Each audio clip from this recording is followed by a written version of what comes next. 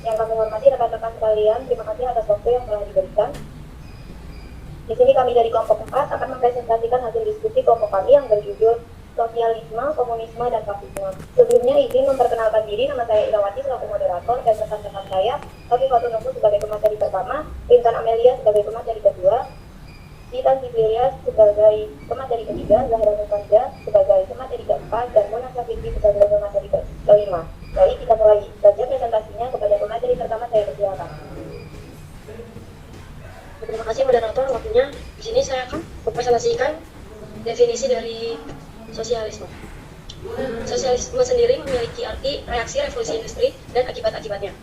Sosialisme ini lebih didasarkan pada pandangan kemanusiaan atau humanitarian dan meyakini kesempurnaan watak manusia. Penganut paham ini berharap dapat menciptakan masyarakat sosialis yang dicita-citakan dengan kejernihan dan kejelasan argumen, bukan dengan cara kekerasan dari revolusi. Akar ideologi sosialisme sendiri itu begitu kuat dan populer karena prinsip-prinsip ideologi ini sangat begitu kental dengan pembelaan nasib seseorang. Sosialisme lahir sebagai bentuk kekecewaan manusia terhadap penindasan-penindasan yang dilakukan oleh manusia, kaum industriawan atau kapitalis, terhadap manusia lainnya, kaum buruh atau proletar. Cukup sekian materi yang dapat saya sampaikan. Saya kembali.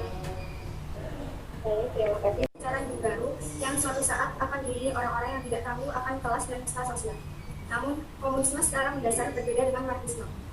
Meskipun komunisme pada awalnya memiliki hubungan dengan Eropa melalui Komitern dan Komunis Internasional, ia sekarang mengembangkan karakteristiknya sendiri. Sedangkan marxisme secara fundamental bertentangan dengan banyak elemen sistematik dalam marxisme, tetapi masih mempertahankan semangat revolusioner yang teguh. Sekian, saya kembalikan kepada moderator. Terima kasih Rintan. Selanjutnya saya persilakan kepada pemateri ketiga. Terima kasih kepada moderator. Saya akan menjelaskan materi ketiga, yaitu tentang fasisme. Fasisme adalah sebagai seperangkat gagasan tentang kebaikan bersama. Fasisme sebenarnya lebih merupakan gaya politik daripada ideologi. Hal ini merupakan bentuk nasionalisme romantik yang merayakan kebesaran negara dengan ritual dan simbol yang rutin. Mansur Fakih mengklaim bahwa kata Italia Fastio berasal dari kata Latin fasces yang dalam budaya Romawi kuno berarti seikat kayu. Unsur-unsur yang menyatu, namun Fastio juga merupakan simbol pengabdian, kesetiaan, pengakuan, dan kepatuhan terhadap kekuasaan negara yang merupakan sumber dari segala sumber hukum dalam segala aspek kehidupan berbangsa. Sekian materi dari saya kembalikan kepada moderator. Saya akan menjelaskan mengenai perbandingan antara sosialisme, komunisme, dan fasisme. Komunisme dan sosialisme memiliki berbagai metode yang digunakan untuk mencapai masyarakat yang terencana. Namun masyarakat sosialis adalah situasi ideal di mana perencanaan pusat diarahkan sebagai kritik dan dorongan pemilih dalam masyarakat komunis. Seperti halnya komunisme dan sosialisme yang identik dengan teori Karl Marx. Namun di sisi lain, terdapat larangan kebebasan berpikir, berserikat, dan mengkritik kebijakan pemerintah pusat, dan jika melanggar hal tersebut akan dikenakan hukuman. Terlepas dari kenyataan bahwa sosialisme adalah salah satu komponen terpenting dari ideologi fasisme, orang-orang sering mengabaikan hubungan erat antara sosialisme dan fasisme. Terima kasih negara di Jerman dan di Italia merebut kekuasaan karena mereka memposisikan dirinya. Terima kasih. Saya kembalikan ke moderator. Baik, terima kasih dan sekian presentasi dari kelompok kami. Apabila ada yang ingin bertanya, kami persilakan. Kami membuka 3 pertanyaan dari 3 orang penanya.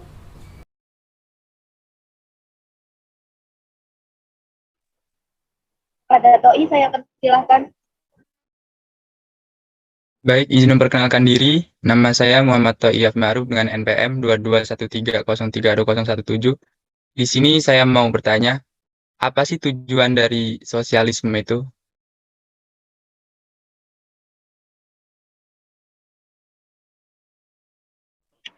Baik, terima kasih untuk 3 orang penanya. Beri kami waktu 3 menit untuk mendiskusikan jawaban dari 3 pertanyaan tersebut. Baik. Kami akan menjawab pertanyaan dari arah terlebih dahulu. Kepada Nufus yang akan menjawab, saya persilahkan. Terima kasih moderator telah memberikan kesempatan untuk menjawab pertanyaan dari Ara. Tadi pertanyaannya itu, apa perbedaan mendasar yang dapat dilihat dari komunisme dan fasisme ya? Nah, di sini saya akan menjawab perbedaan mendasar yang dapat dilihat dari komunisme dan fasisme itu munculnya ideologi komunisme dan fasisme di suatu negara mengacu pada latar belakang sosial yang memiliki persamaan dan perbedaan. Jika komunisme muncul dalam masyarakat terbelakang dengan struktur sosial feodalistik, aristokrat, dan komunisme semi-agraris, dalam masyarakat seperti itu memiliki daya pikat yang kuat terhadap kelas-kelas yang bertindak sehingga komunisme dianggap sebagai ideologi penyelamat dan memberikan harapan untuk masa depan yang lebih baik. Selain itu, penting untuk dipahami bahwa prinsip dasar fasisme pada dasarnya adalah anti-komunisme pada tingkat ideologis. Ini karena fasisme bersifat nasionalis, sedangkan komunisme bersifat internasional dan didedikasikan untuk kejatuhan negara bangsa. Sekian, terima kasih. Dari jawaban dari kelompok kami, apakah ada yang ingin menambahkan?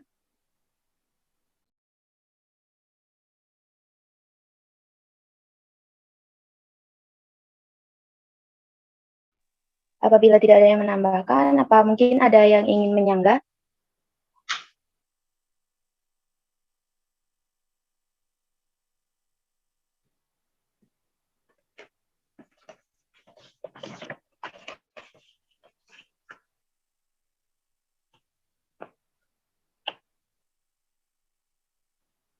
Baik, kami harap dapat diterima jawabannya. Pertanyaan kedua yang akan dijawab oleh Mona. Saya persilakan kepada Mona. Terima kasih moderator. Baik, di sini saya akan menjawab pertanyaan dari Jelis yang pertanyaannya, apa yang akan terjadi jika suatu negara menggunakan paham sosialisme? Dalam suatu negara yang menggunakan paham sosialis sebagai ideologinya, maka apapun yang dilakukan, baik secara aspek ekonomi, politik, sosial, untuk kepentingan bersama, terutama untuk kepentingan rakyat. Sebab sosialisme ialah suatu pemikiran yang digunakan untuk menghapus kelas-kelas sosial dan sosialisme. Ini dalam menjalankan kehidupannya digunakan untuk kepentingan bersama. Hal ini menunjukkan bahwa sumber daya alam dan infrastruktur suatu bangsa dapat dimanfaatkan oleh siapa saja, tanpa memandang kelas. Terima kasih. Terima kasih, Mona. Dari jawaban yang telah Mona sampaikan, apakah ada yang ingin menambahkan atau menyanggah?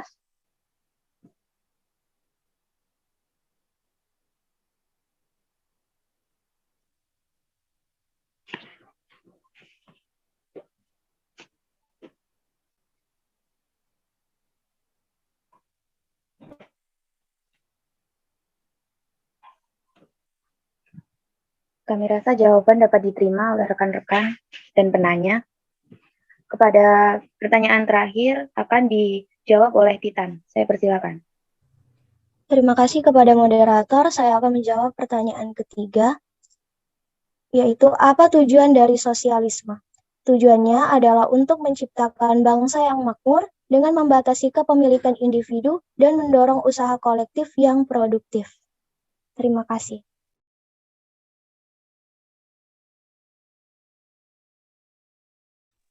Terima kasih Titan atas jawabannya. Dari jawaban yang telah Titan sampaikan, apakah dari rekan-rekan ada yang ingin menambahkan atau menyanggah? Izin moderator. Baik, saya persilakan kepada Untuk jawaban yang telah disampaikan Titan tadi, bisa nggak sih untuk diberikan contohnya dalam kehidupan yang ada di Indonesia gitu, atau yang pernah diketahui? Terima kasih.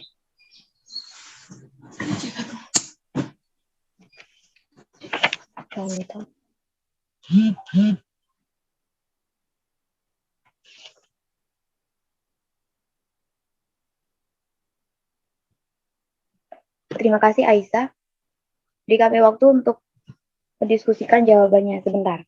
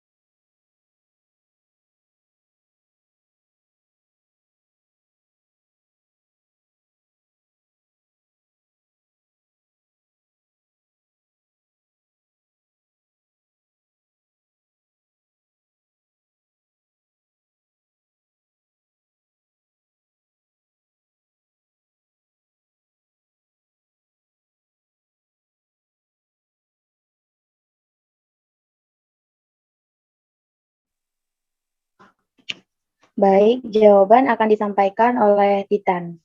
Kepada Titan saya persilakan. Iya, saya akan menjawab pertanyaan dari Ais tadi. Berikan contoh dari penerapan tujuan sosialisme dalam kehidupan sehari-hari. Salah satu wujud nyata yang terus langgeng hingga kini adalah dengan hadirnya koperasi. Koperasi dibangun atas asas kekeluargaan dan kerjasama kolektif. Semangat kolektivitas koperasi yang bergerak atas dasar kemakmuran rakyat yang bebas dari paksaan dan penindasan. Sosialisme diterapkan dalam beberapa aspek kehidupan bernegara. Akan tetapi dalam prakteknya Indonesia tidak dapat dikatakan penganut sosialisme seutuhnya atau sosialisme murni. Terima kasih. Itu. Baik, terima kasih Titan jawabannya. Baik, terima kasih Titan. Aisyah dapat diterima? Bisa, moderator. Terima kasih. Baik, terima kasih. Dari jawaban yang telah Titan sampaikan, apakah mungkin ada yang ingin menambahkan lagi atau menyanggah? Apabila cukup, izinkan saya menyampaikan kesimpulan dari presentasi kita kali ini. Kesimpulannya yaitu ideologi sosialisme adalah paham yang mengutamakan seluruh aspek kehidupan manusia secara bersama-sama dan menjadikan kebersamaan sebagai tujuan hidup manusia. Sosialisme berpendapat bahwa kepemilikan bersama, sedikit atau tanpa hak milik adalah cara hidup yang ideal. Ideologi komunisme merupakan filsafat politik, ekonomi, dan ideologi sosial yang tujuan utamanya adalah pembentukan aturan sosial ekonomi berdasarkan kepemilikan bersama atas alat produksi, tidak adanya kelas sosial, uang, negara, dan prinsip-prinsip lainnya. Fasisme adalah paham yang berpijak pada prinsip kepemimpinan dengan kekuasaan mutlak atau absolut, di mana pemerintah dan kepatuhan pemimpin berlaku tanpa terkecuali. Baik, sekian presentasi dari kelompok kami. Kurang dan lebihnya kami mohon maaf. Kami akhiri. Wassalamualaikum warahmatullahi wabarakatuh. Waalaikumsalam warahmatullahi wabarakatuh. Waalaikumsalam warahmatullahi wabarakatuh. Terima kasih.